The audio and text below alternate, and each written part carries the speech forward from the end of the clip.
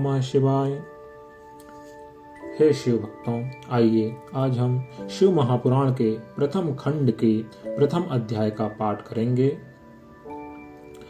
ओम श्री शांब शिवाय नमः। ओम श्री गणेशाय नमः। श्री शिव महापुराण प्रथम खंड पूर्वार्ध प्रथमा विद्वेश्वर संहिता अथ प्रथमो अध्यायः। प्रयाग में सूत जी से मुनियों का शीघ्र पाप नाश करने वाले साधन के विषय में प्रश्न।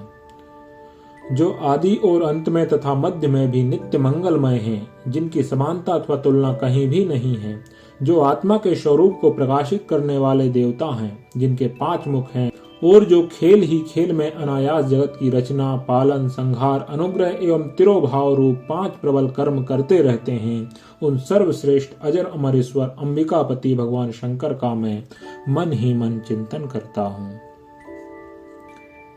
व्यास जी बोले, जो धर्म का महान क्षेत्र है, जहाँ गंगा यमुना का संगम हुआ है, जो ब्रह्मलोक का मार्ग है, उस परम पुण्यमय प्रयाग में सत्य व्रत में तत्पर रहने वाले महातेजस्वी महाभाग महात्मा मुनियों ने एक विशाल ज्ञान यज्ञ का आयोजन किया। उस ज्ञान यज्ञ का समाचार सुनकर पौराणिक शिरोमणिया शिष्य महामुनि सूत जी वहां मुनियों का दर्शन करने के लिए आए। सूत जी को आते देखकर वे सब मुनि उस समय हर्ष से खिल उठे और अत्यंत प्रसन्न चित्त से उन्होंने उनका विधिवत स्वागत सत्कार किया। तत्पश्चात उन प्रसन्न महात्माओं ने उनकी विधिवत स्तुति करके विनय पूर्वक हाथ जोड़कर उनसे इस प्रकार कहा, हे सर्वज्ञ विद्वान रोमहर्षण जी, आपका भाग्य बड़ा भारी है। इसी से आपने व्यास जी से यथार्थ रूप में संपूर्ण पुराण विद्या प्राप्त की, इसलिए आप आश्चर्य स्वरूप कथाओं के भंडार हैं। ठीक उसी तरह जैसे रत्नाकर समुद्र बड़े बड़े सारभूत रत्नों का आगर है। तीनों लोकों में भूत, वर्तमान और भविष्य की जो बात है तथा अन्य भी जो कोई वस्तु है, वह आपसे अज्ञात नहीं है। आप हमारे सौभाग्य से इस यज्ञ का दर्शन करने के लिए यहाँ आ गए हैं और इसी व्यास से हमारा कुछ कल्याण करने वाले हैं, क्योंकि आपका आगमन निरर्थक नहीं हो सकता।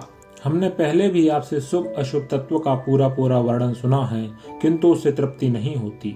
हमें उसे सुनने की बार बार इच्छा होती है। उत्तम बुद्धि वाले हे सूत जी, इस समय हमें एक ही बात सुननी है। यदि आपका अनुग्रह हो तो गोपनीय होने पर भी आप उस विषय का वर्णन करें। घोर कलयुग आने पर मनुष्य पुण्य कर्म से दूर रहेंगे, दुराचार में फंस जाएंगे, सबके सब सत्य भाषण से विमुख हो जाएंगे, दूसरों के निंदा में तत्पर होंगे, पराये धन को हड़प लेने की इच्छा करेंगे, उनका मन पराई स्त्रियों में आसक्त होगा तथा वे दूसरे प्राणियों की हिंसा किया करेंगे। वे अपने शरीर को ही आत्मा समझेंगे। वे मूढ़, नास्तिक तथा पशु बुद्धि रखने वाले होंगे। माता पिता से द्वेष रखेंगे तथा वे काम बस स्त्रियों की सेवा में लगे रहेंगे।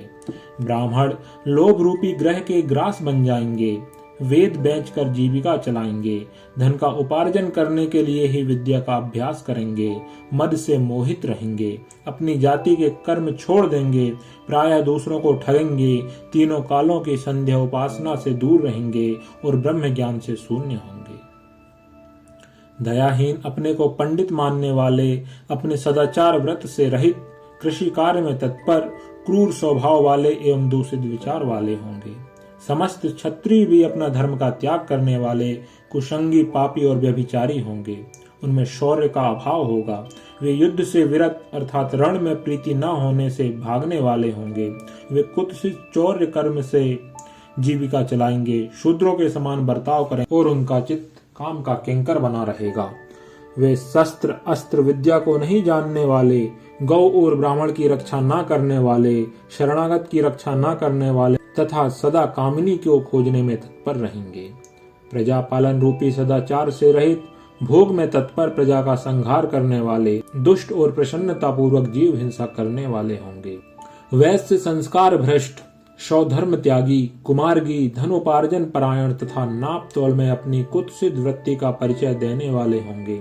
वे गुरु, देवता और द्विजातियों के प्रति भक्ति शून्य, कुत्सित बुद्धि वाले, द्विजों को भोजन न कराने वाले, प्रायः कृपणता के कारण मुट्ठी बांध कर रखने वाले, पराई स्त्रियों के साथ कामरत, मलिन विचार वाले, लोभ और मोह से भ्रमित चित्त वाले और वापी, कूप, ताड़ाग आदि के निर्माण तथा यज्ञ आदि सत्कर्मों में धर्म का त्याग करने वाले होंगे।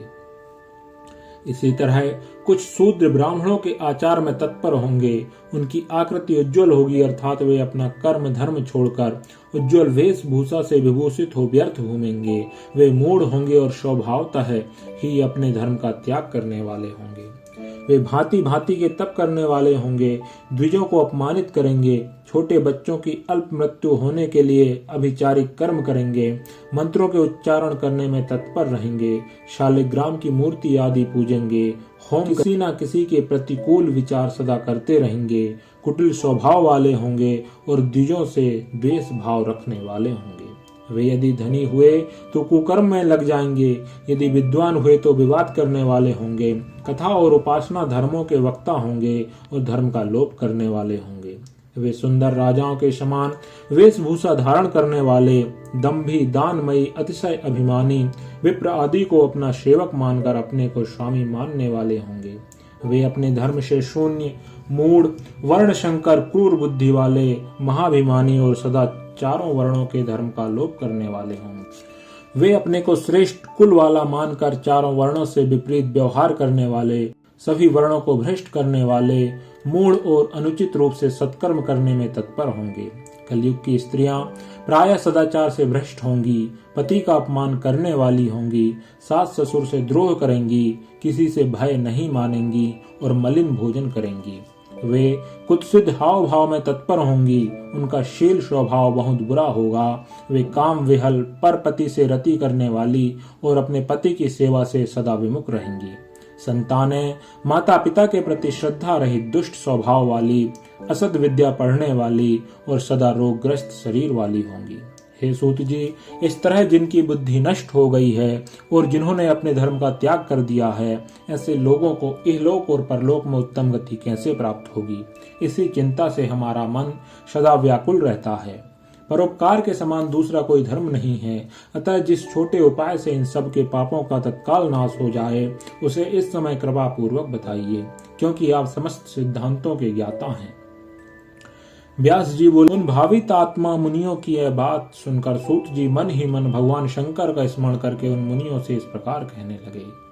इति श्री शिव महापुराणे प्रथमायाम विद्वेषर संहितायाम मुनि प्रश्न वर्णनम नाम प्रथमो अध्यायः। ओम श्री शाम शिवाय नमः। ओम नमः शिवाय। शिव के समस्त भक्तों से निवेदन है कि हमारे इस चैनल को सब्सक्राइब करें।